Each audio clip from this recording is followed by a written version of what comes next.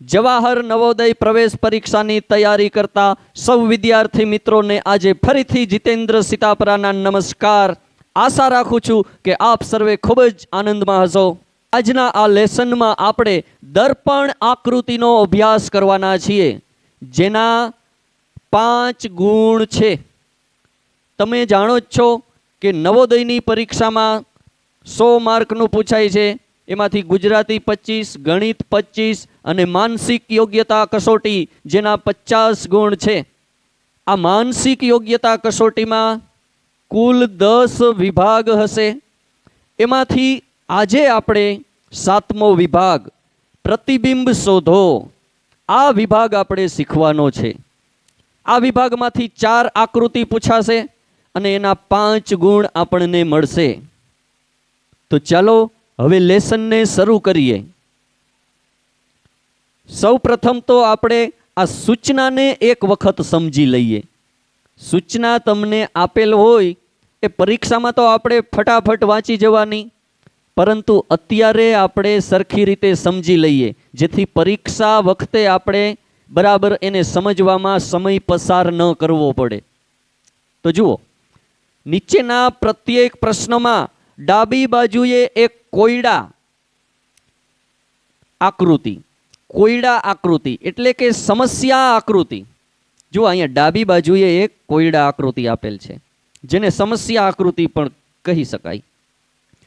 અને જમણી બાજુએ ABCD એમ 4 ઉત્તર આકૃતિ આપેલ છે।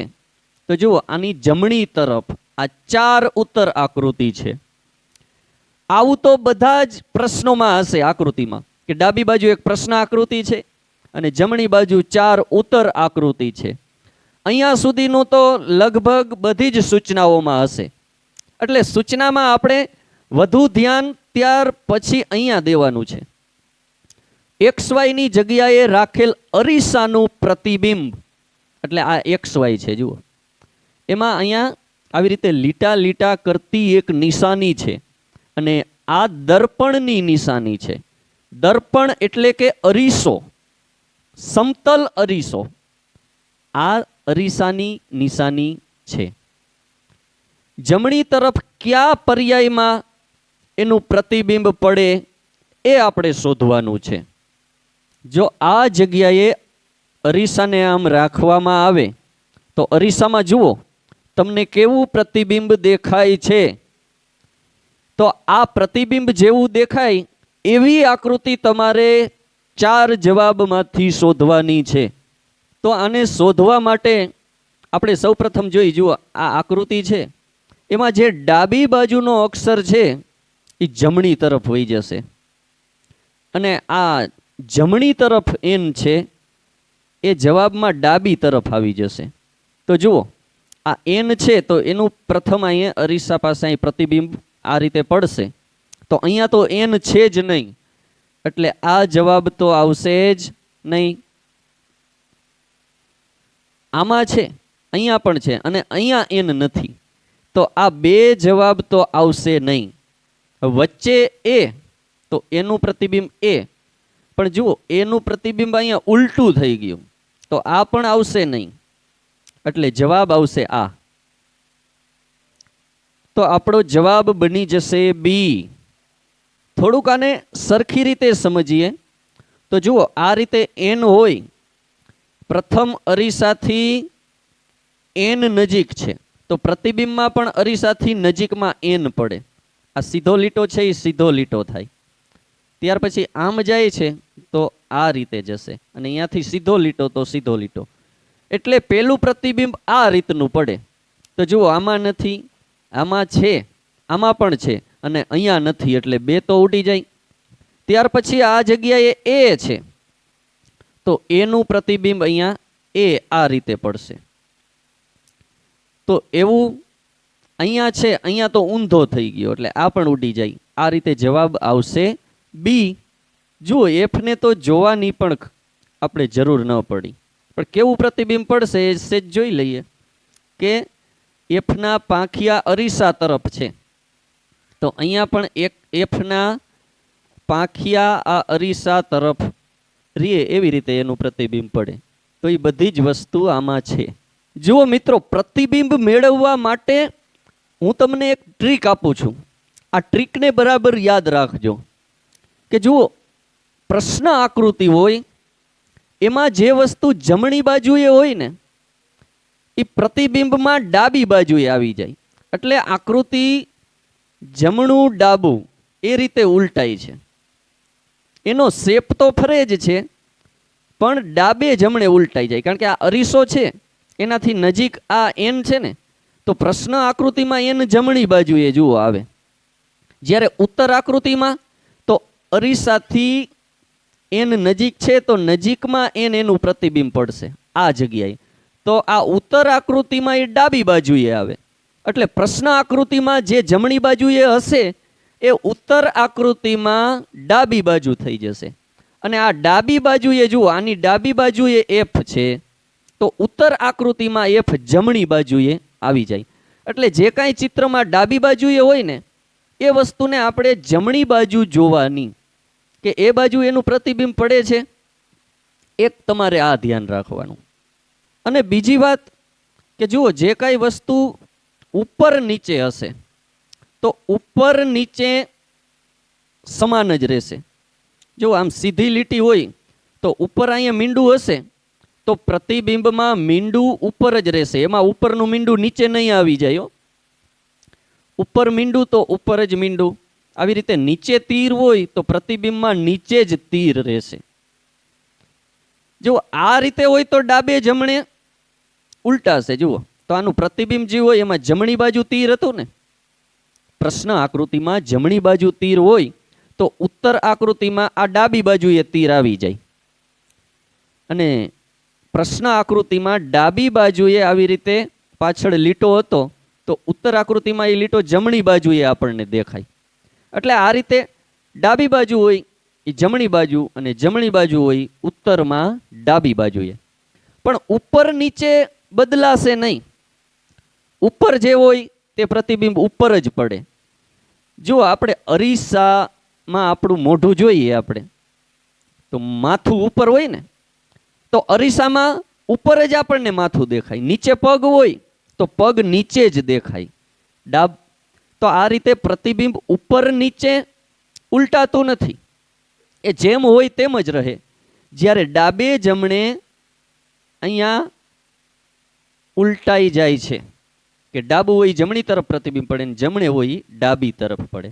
અને ત્રીજી વાત આપણે અંતરની વાત, કે અંતર, આ અરીસાથી જેટલા અંતરે આ તીર છે એટલા જ અંતરે તીર દેખાય. અને આ લીટો જેટલા અંતરે લાંબો છે એટલું જ અંતર આ પણ લાંબો થાય. આ લીટો અરીસાથી કેટલો દૂર છે એટલો જ દૂર અરીસાથી સામેની બાજુએ આ લીટાનું પ્રતિબિંબ પડે. એટલે તમારે ત્રણ વસ્તુ યાદ રાખવાની, કે ડાબી બાજુનું ચિત્ર જમણી બાજુ વહી જાય, ઉપરનું ચિત્ર ઉપર જ રહે અને નીચેનું નીચે જ રહે.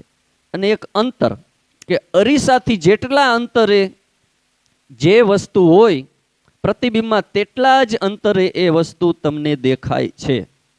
તો આ થઈ આ જગ્યાએ જો અરીસો ગોઠવેલ હોય તોની વાત. હવે આ જગ્યાએ જો દર્પણ હોય અથવા તો પાણીમાં પ્રતિબિંબ પાડવાનું હોય તો દિશાઓ કઈ રીતે ઉલટાય છે? તો જુઓ, એક તીર આમ હોય તો એનું પ્રતિબિંબ કઈ રીતે પડે? તો અંતરની રીતે તો સરખું. જો અરીસાથી કેટલા અંતરે આ બિંદુ આવેલ એટલા જ અંતરે આપણે અહીંયા બિંદુ કરીએ. અને આ રીતે આ તીર જ્યાં છે અરીસાથી જેટલું દૂર એટલું જ દૂર આ બાજુ આપણને આ તીર દેખાશે. તો પ્રતિબિંબમાં જુઓ, ડાબી બાજુ અહીંયા મીંડું હોય તો પ્રતિબિંબમાં ડાબી જ બાજુ મીંડું રહે છે. તીર જમણી બાજુએ છે તો પ્રતિબિંબમાં પણ જમણી બાજુએ. એટલે જુઓ, પાણીમાં પ્રતિબિંબ પાડતી વખતે ડાબી જમણી દિશા બદલાતી નથી. જ્યારે અરીસામાં પ્રતિબિંબ પાડવાનું હોય તો ડાબી જમણી દિશા બદલાઈ જાય છે. સમજાય છે ને? કારણ કે અહીંયા અરીસો હોય તો જમણું હોય ડાબે, ડાબે હોય જમણે થઈ જાય. આમાં એવું થતું નથી.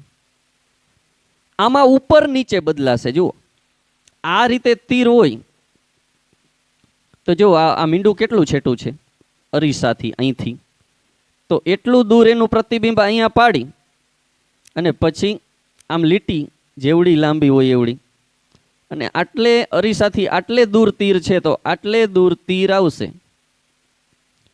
તો આમાં જુઓ શું થયું, તો ઉપર નીચે દિશા બદલાઈ ગઈ. જુઓ ઉપર તીર હતું તો પ્રતિબિંબમાં નીચે તીર બની ગયું. આકૃતિમાં નીચે મીંડું હતું તો પ્રતિબિંબમાં મીંડું ઉપર તરફ આવી ગયું. એટલે જો બરાબર વાત આની ઉલટી થઈ જાય છે કે આમાં ઉપર નીચે દિશા બદલાય છે, ડાબે જમણે બદલાતી નથી. જ્યારે અરીસામાં પ્રતિબિંબમાં ઉપરનું ઉપર જ રહે, નીચેનું નીચે જ રહે. જ્યારે ડાબી જમણી દિશા બદલાઈ જાય છે. તો આ બે વાત ધ્યાન રાખજો. પ્રતિબિંબ પાડતી વખતે તમારે મુખ્ય 3 વાતો જ યાદ રાખવાની, કે ડાબું હોય જમણી તરફ વહી જાય, અને ઉપર હોય ઉપર જ રહે, નીચે હોય નીચે જ રહે. એવું શેમાં? તો આરસી પ્રતિબિંબમાં. જ્યારે પાણીમાં પ્રતિબિંબ હોય ત્યારે ડાબે જમણે દિશા એના જ રહે. ડાબી બાજુ જે વસ્તુ હોય એનું પ્રતિબિંબ હોય ડાબી બાજુ, જમણી બાજુનું પ્રતિબિંબ જમણી બાજુ. તો તમે આકૃતિના ઉકેલ મેળવતી વખતે આ બાબતને ખાસ ધ્યાનમાં રાખજો, જેથી તમે ઝડપથી ઉત્તર શોધી શકશો. પ્રશ્ન 2, એમાં આ આકૃતિ આપેલ છે, એનું આ જગ્યાએ આપણે દર્પણ રાખીને એમાં પ્રતિબિંબ પાડવાનું છે. તો જુઓ આ આકૃતિ છે એનો જમણી બાજુનો ખૂણો, જમણી બાજુના ખૂણા તરફ અહીંયા ગોળાકાર ભાગ છે. તો પ્રતિબિંબમાં આના ડાબી બાજુના ખૂણે ગોળાકાર ભાગ આમ આવવો જોઈએ. તો આ રીતે આમાં છે, પણ આમાં ક્યાં ગોળાકાર ભાગ નથી, તો આ તો નહીં જ આવે. આમાં ગોળાકાર ભાગ છે અને આમાં ખૂણા તરફ નથી, જુઓ ગોળાકાર ભાગ, એટલે આ પણ નહીં આવે. તો આ રીતે આપણે કઈ આકૃતિ આવશે નહીં એટલીને અંદર વધુ જોવું ન પડે એટલા માટે બાદ કરી નાખવાની. હવે આ પાછળના ભાગમાં આ જો ચોરસ હોય ને એની ડાબી બાજુની લીટી એ બાજુ આવી તીરની નિશાની છે. તો પ્રતિબિંબમાં જમણી બાજુએ આવું તીર હશે. તો આમાં જુઓ જમણી બાજુ એવું તીર છે, તો આવું તીર નથી, તો આ પણ આવશે નહીં. જો આનું પ્રતિબિંબ આવું ન પડે, આ કાટખૂણા વાળું થઈ ગયું છે. પ્રતિબિંબ લઘુકોણ છે તો લઘુકોણ જેવું જ પડે. તો આ 3 નીકળી ગઈ, આ 3 આવશે નહીં એટલું નક્કી થઈ ગયું. તો હવે પાછળ વધી એ જ આવે, એને જોવાની જરૂર નથી, કારણ કે આ 3 તો એના પ્રતિબિંબ છે જ નહીં, અને પાછળ એક જ આકૃતિ વધે છે તો આ જ એનું પ્રતિબિંબ હોય. તો જુઓ આ રીતે આમ છે તો એનું પ્રતિબિંબ આમ પડે, આ તીરનું આ રીતે તીર પડે. આમાં ડાબી બાજુએ છે તો જમણી બાજુએ તીર જુઓ, અને જમણી બાજુએ તીર પણ એકયમાં નથી. જો તો આ રીતે આ 3 ઉડી જાય, અને નીચે આનું પ્રતિબિંબ આવવું પડે, એટલે જવાબ આવશે આપણો સી. જુઓ શીખતી વખતે આપણે જુદી જુદી વધુ રીતે જવાબ મેળવીશું. એક રીતે જવાબ આવી જાય એટલે બંધ નથી કરી દેવાનું, બીજી બાબત પણ વિચારવાની. આવી રીતે આપણે જો વધુ પ્રેક્ટિસ થઈ જાય એટલે પરીક્ષા વખતે આપણને ફટાફટ આકૃતિનો ઉકેલ મેળવતા આવડી જાય. ચલો ત્રીજો પ્રશ્ન જોઈએ. જો એમાં આ રીતે આમ એક ડ જેવો સાથીઓ છે, તો એનું પ્રતિબિંબ આ રીતે ટ જેવું આમ પડશે, એટલે કે આનું પ્રતિબિંબ આવું હોવું જોઈએ. તો આમાં પણ છે, આમાં પણ છે, અહીંયા એક નથી, જુઓ અહીંયા ઉલટું છે, એટલે આ ડી આવશે નહીં. હવે એક બીજી બાબત જોઈએ કે જુઓ આવા 2 ગોળ છે ને, તો આમાં તો 2 ગોળ છે જ નહીં, 4 ત્રિકોણ છે, એટલે આ આકૃતિ પણ આવશે નહીં. હવે આ 2 માંથી આપણે શોધવાની છે. નીચે તો જુઓ આનું પ્રતિબિંબ તો આ આગળ તરફ ગોલાઈ છે, તો આમાં આ રીતે ગોલાઈ પડી શકે, પણ આ રીતે પ્રતિબિંબ થાય નહીં, એટલે આ પણ જવાબ આવશે નહીં. એટલે જવાબ આવશે એ. અને આ ત્રિકોણ જોઈ લઈ, જુઓ આ ત્રિકોણનું પ્રતિબિંબ આવો જ ત્રિકોણ થાય, આમ ઊભો ન થઈ જાય, એટલે પણ આ નહીં આવે. તો આ રીતે આનું પ્રતિબિંબ પડશે એ. ત્યાર પછીની આકૃતિ તો એમાં 3 છે. ત્રણનું પ્રતિબિંબ કેવી રીતે થાય? તો ત્રણનું પ્રતિબિંબ આમ દડા જેવું થાય. તો જુઓ આમાં છે, આ રીતે તો થશે જ નહીં. આ ઊભું હોય એની મેં કીધું હતું ને ઉપરની દિશા હોય ઉપર જ રહેશે. તો અહીંયા તો ડાબી બાજુ આવી ગઈ એટલે આ નહીં થાય. આ પણ ઉલટો થઈ ગયો. જુઓ આ હકીકતે પાણીમાં પ્રતિબિંબ થઈ ગયું. ઉપરનું નીચે વહી ગયું ને, અહીંયા કાટખૂણાવાળો ભાગ નીચે વહી ગયો એટલે આ પણ આવશે નહીં. હવે આમાં પણ નીચે છે, આ ખૂણાવાળો ભાગ, ગોલાઈવાળો ભાગ ઉપર છે. તો નીચે ગોલાઈ છે તો પ્રતિબિંબમાં નીચે ગોલાઈ જ પડે. આમાંય નીચે ગોલાઈ નથી, આમાં નથી કે આમાં પણ નથી. એટલે આ એક જ એવું છે. અને બરાબર જોઈ લઈ. જુઓ આ લીટી તો એનું પ્રતિબિંબ આ રીતે, અહીંથી આમ જાય તો આમ, અહીંયાથી આ રીતે તો આનું પ્રતિબિંબ આ રીતે પડશે. પાંચમો પ્રશ્ન. તો જુઓ વર્તુળ છે એમાં 4 ભાગ કરેલા છે, 2 ભાગા અને 2 ભાગા. તો હવે આપણે નીચેની તરફ જોઈએ. તો જુઓ આ જગ્યાએ અરીસો છે એટલે કે અરીસામાં જમણી બાજુએ પ્રતિબિંબ પાડવાનું છે. તો જુઓ આ ડાબું જમણું ઉલટાઈ જાય ને, તો જમણી બાજુ ઘાટું ટપકું છે તો આમાં ડાબી બાજુ ઘાટું આવશે. અહીંયા ઘાટું નથી એટલે આ તો આવશે જ નહીં. અહીંયા ડાબી બાજુ ઘાટું છે, આમાં પણ છે. અને અહીંયા ડાબી બાજુ આછું છે તો આમાં જમણી બાજુ આછું આવશે. તો આમાં અને આમાં અને આમાં ત્રણેયમાં છે. તો આ જોઈએ આનું પ્રતિબિંબ કેવું પડે. તો જુઓ આ વર્તુળના આમ 2 ભાગ કરીએ ઊભા, તો એમાં ડાબી તરફ છે આ, તો પ્રતિબિંબ કઈ રીતે પડે? જમણી તરફ પડે.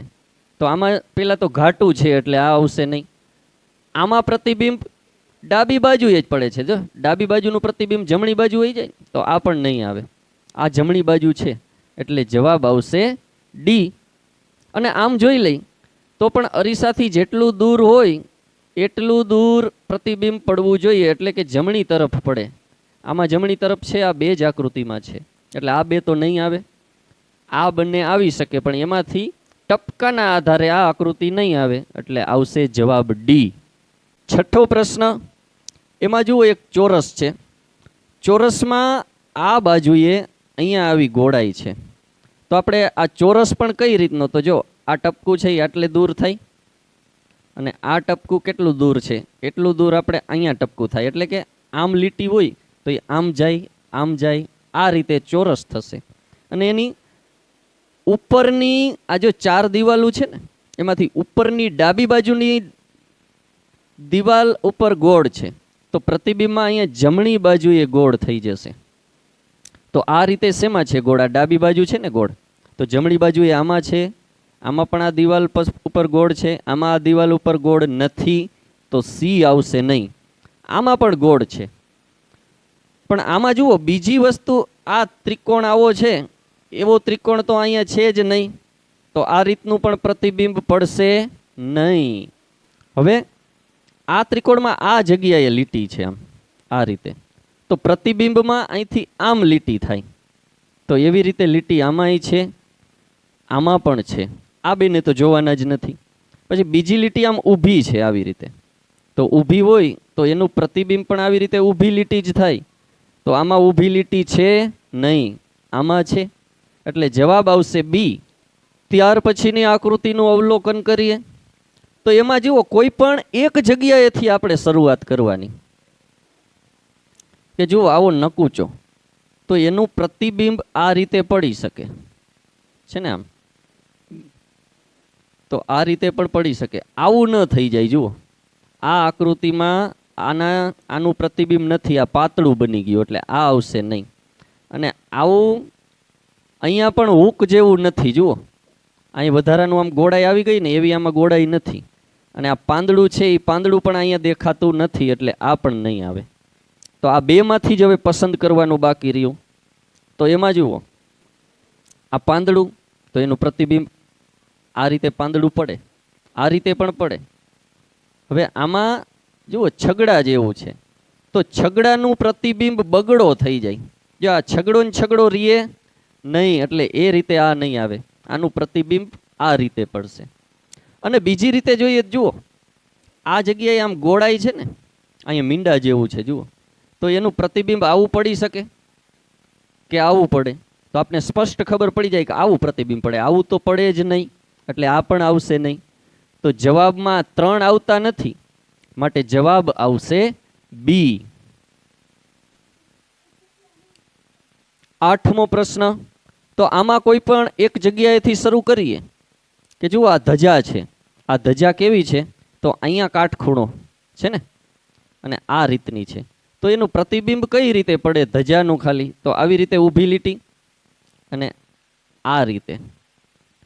તો આવી નિશાની કઈ આકૃતિમાં છે?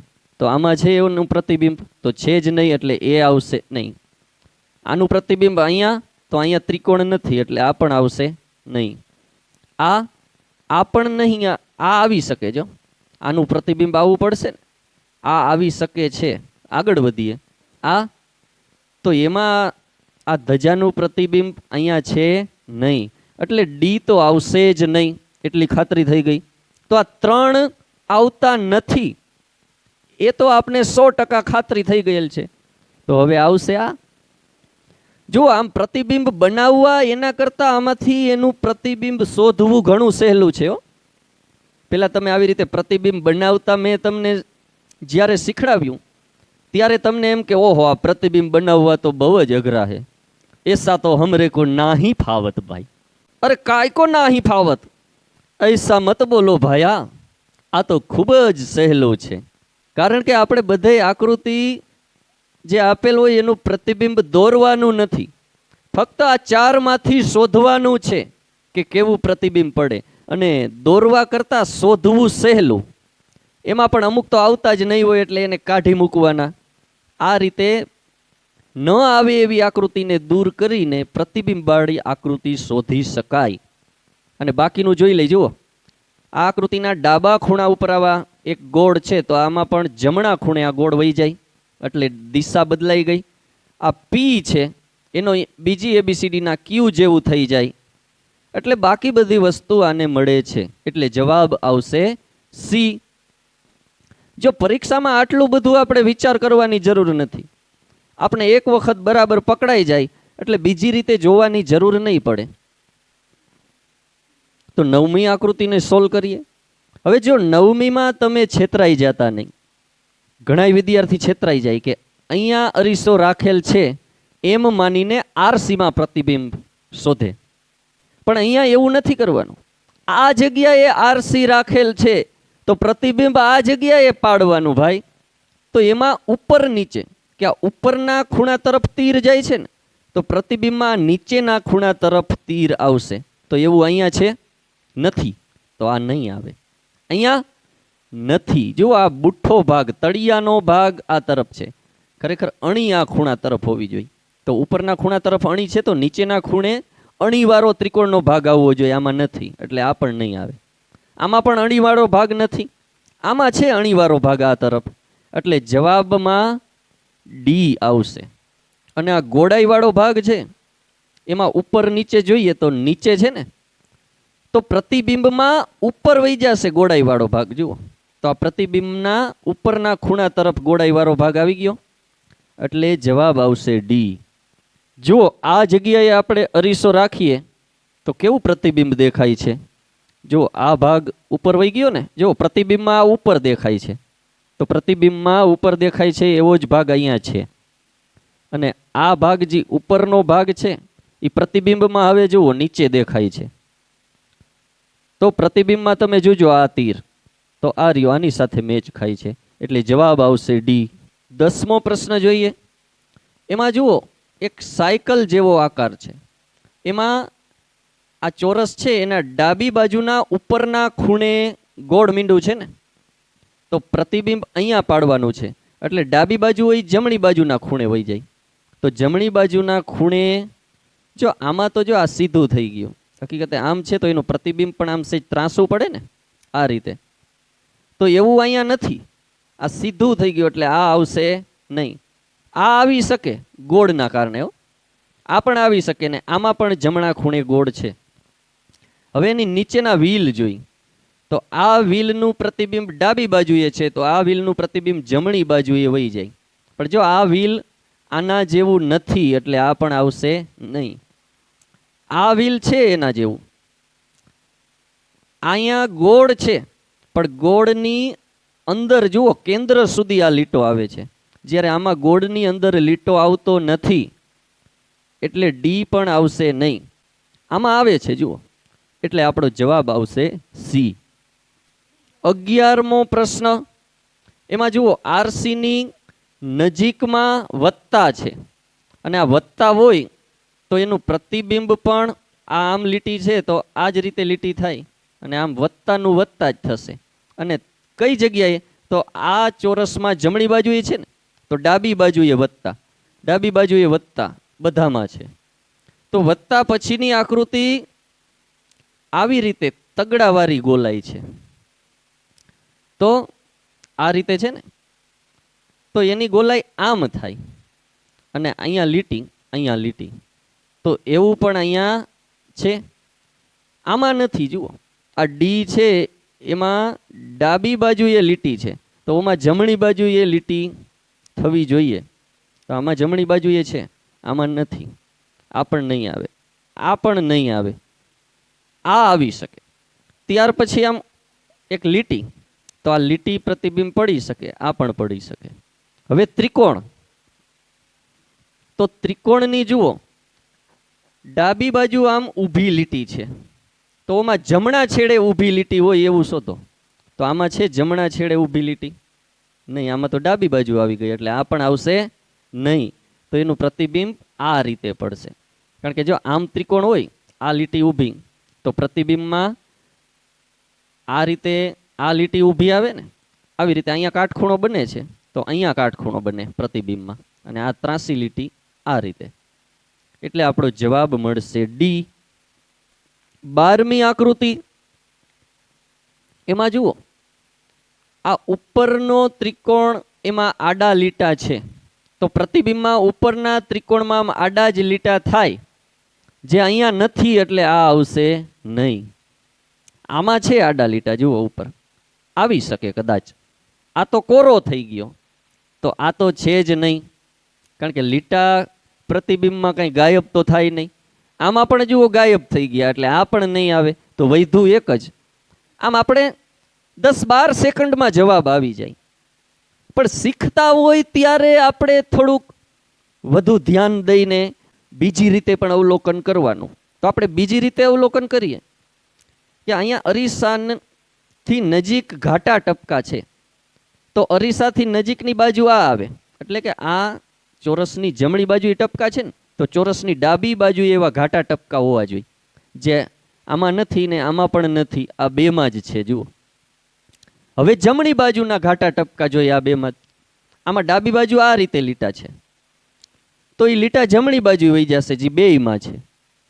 તો હવે ઉપર ચોકડી છે, તો ઉપર ચોકડીનું પ્રતિબિંબ ચોકડી જ પડે, અને આમાં તો વત્તા થઈ ગયો, એટલે વત્તા તો પ્રતિબિંબ પડે નહીં.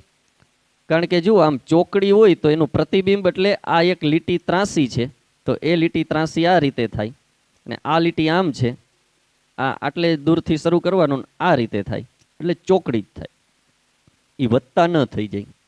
એટલે જવાબ આવશે બી. 13મી આકૃતિનો અભ્યાસ કરીએ, તો એમાં જુઓ કે આ ઘાટું છે, તો આમાં તો ક્યાંય ઘાટું છે જ નહીં, તો આ સી તો નીકળી જશે. હવે કઈ રીતે વિચારશી?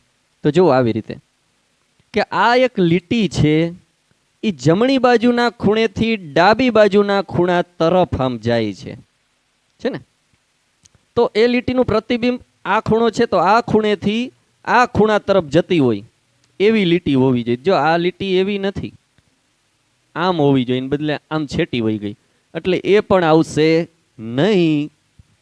આમાં એવી લીટી છે, અને આમાં પણ આ ખૂણાથી આ ખૂણા તરફ જતી લીટી છે. અહીંયા પાછળની બાજુએ આવું ઉપર ઘાટું અને નીચે આછું, તો આછાનું આછું અને ઉપર ઘાટાનું ઘાટું, એ જ રીતે પ્રતિબિંબ પડે. તો બંનેમાં એવું જ છે. હવે આ બાબત જોઈએ કે જુઓ આ મીંડું છે કેવી રીતે છે, તો આ ચોરસના ઉપરના ખૂણે વહી ગયું, જ્યારે આમાં ચોરસના ઉપરના ખૂણે નથી, અહીંયા નીચેના ખૂણા પાસે છે તો એનું પ્રતિબિંબ આવી રીતે પડશે. જુઓ, એમાં પણ આમ અડધે સુધી લીટી છે, તો આમાં છે એટલે આનું પ્રતિબિંબ પડશે ડી. આ મીંડાને કારણે બી પણ નીકળી જશે એટલે વધશે ડી. 14મી આકૃતિ એકદમ સરળ છે. આમાં જુઓ, આ ખૂણેથી આ ખૂણે આમ લીટો જાય છે ને, તો પ્રતિબિંબમાં શું થાય? આ ખૂણાનું પ્રતિબિંબ અહીંયા પડે, અહીંથી આમ લીટો જવો જોઈએ, તો બધાયમાં આ ખૂણેથી આ ખૂણે લીટો જાય છે. હવે આ જે ગોલાઈવાળા પાંખિયા છે એનું પ્રતિબિંબ આ રીતે ગોલાઈવાળા પાંખિયા પડે, તો જો આમાં બંને પાંખિયાની લંબાઈ સરખી છે એટલે આ પાંખિયા આ રીતે સરખા જ છે, જ્યારે આમાં નાના મોટા થઈ જાય છે એટલે આ આવશે નહીં. બીજી રીતે પણ આ નીકળી જાય. જુઓ કે અહીંયા ગોળાઈ છે તો એનું પ્રતિબિંબ અહીંયા ગોળાઈ પડે, તો અહીંયા તો કાટખૂણો છે એટલે પણ નીકળી જશે. જો આપણે આ જોતા હતા તો આ જગ્યાએ આવા બે પાંખિયા ગોળાઈવાળા છે, પણ આમાં જુઓ ઊંધું થઈ ગયું, તો આનું પ્રતિબિંબ આવું તો થાય નહીં.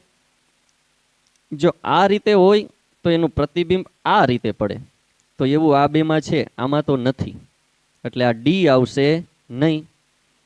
હવે આ પ્રતિબિંબ જોઈએ તો આમાં જુઓ, ડાબી બાજુના ખૂણા તરફ આનો ગોલાઈવાળો ભાગ છે અને લીટીવાળો ભાગ નીચે છે, તો આમાં પણ પ્રતિબિંબ આ બે છે એમાંથી ખૂણા તરફ ગોલાઈવાળો ભાગ હોવો જોઈએ. તો જુઓ, આ ખૂણા તરફ ગોળાઈવાળો ભાગ આમાં છે, આમાં ખૂણા તરફ ગોળાઈવાળો ભાગ નથી, લીટી આવી ગઈ એટલે બી પણ નીકળી જશે, તો જવાબ આવશે ડી.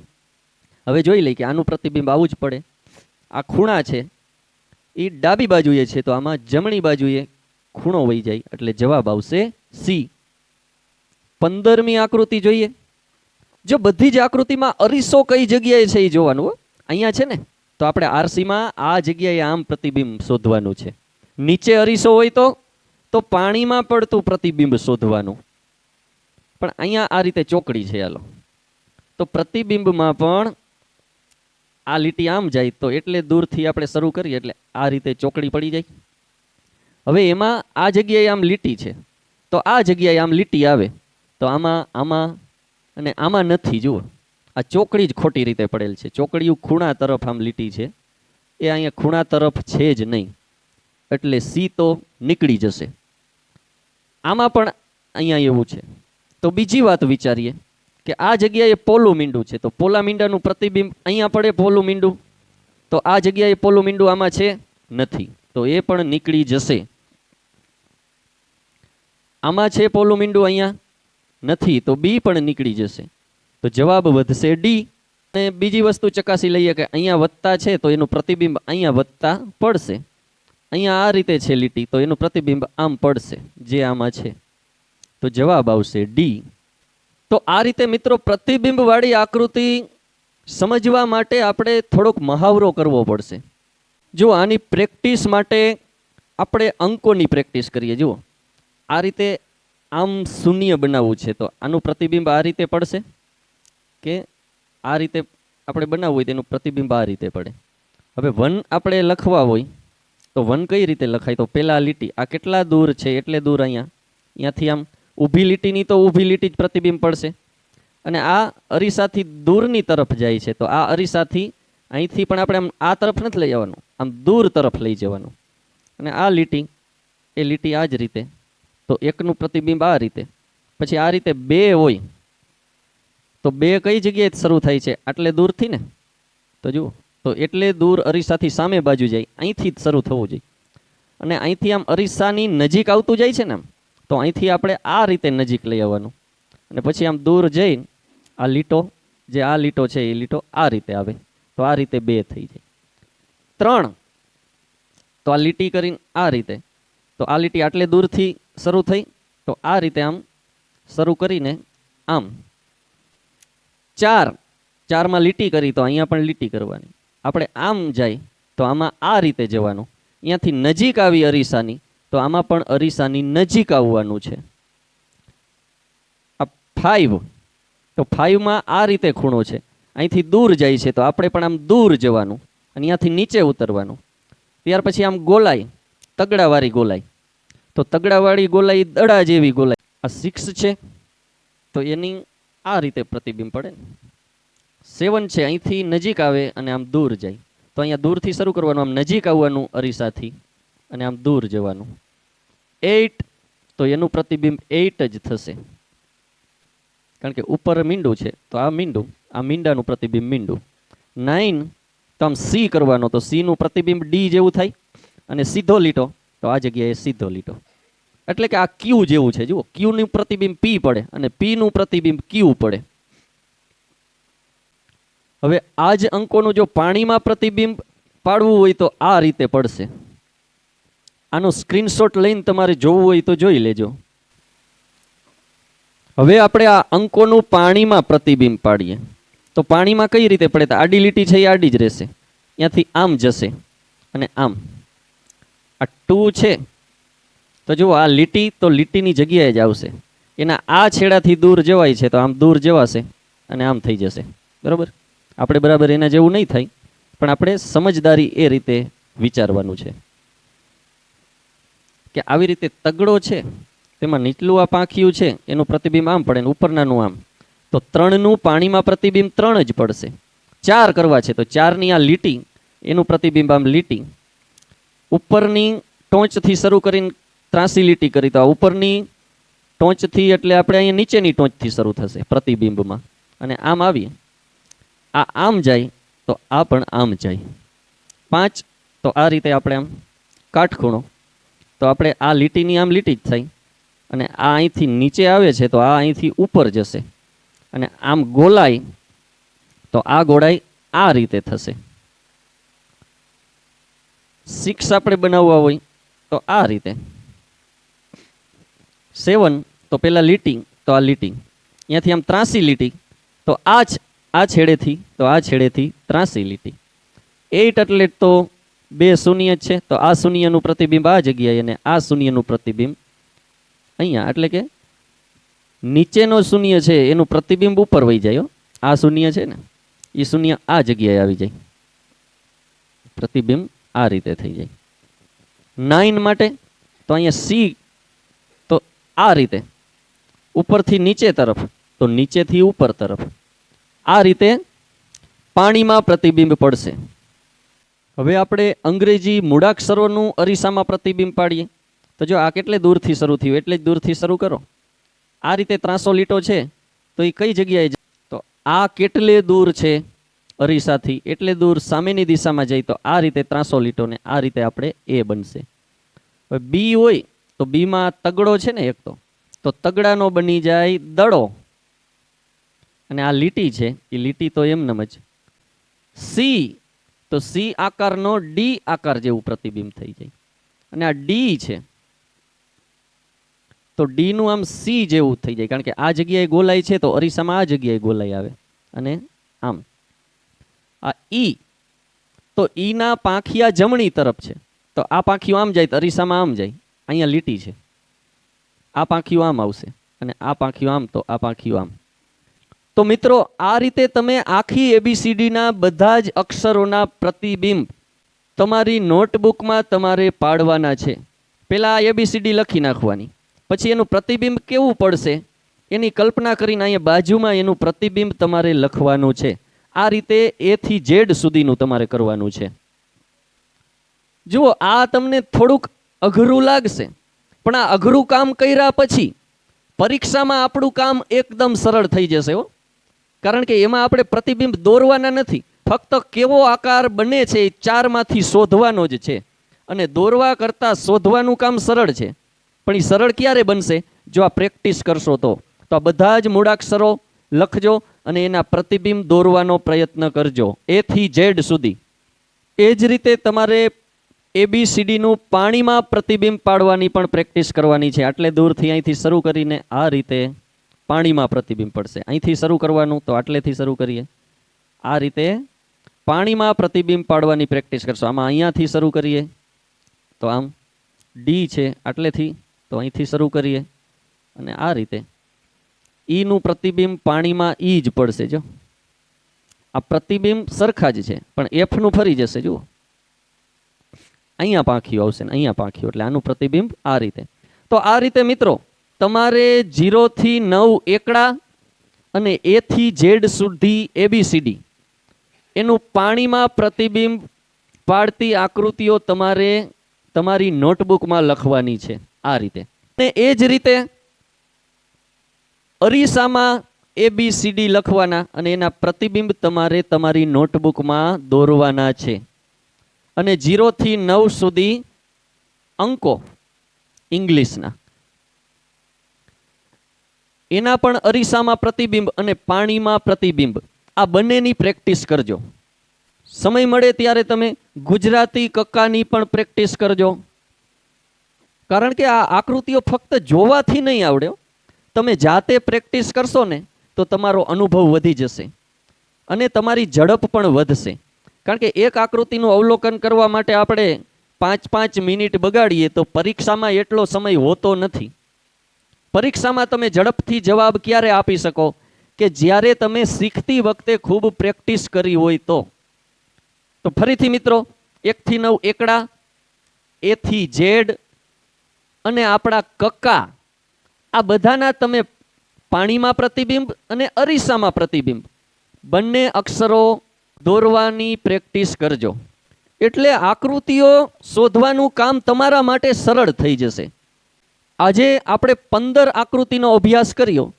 આગળના વિડીયોમાં આપણે 16 થી 60 સુધી આવી પ્રતિબિંબ આકૃતિઓ એટલે કે અરીસામાં પડતું પ્રતિબિંબ કે પછી પાણીમાં પડતું પ્રતિબિંબ એનો વધુ અભ્યાસ કરવાના છીએ.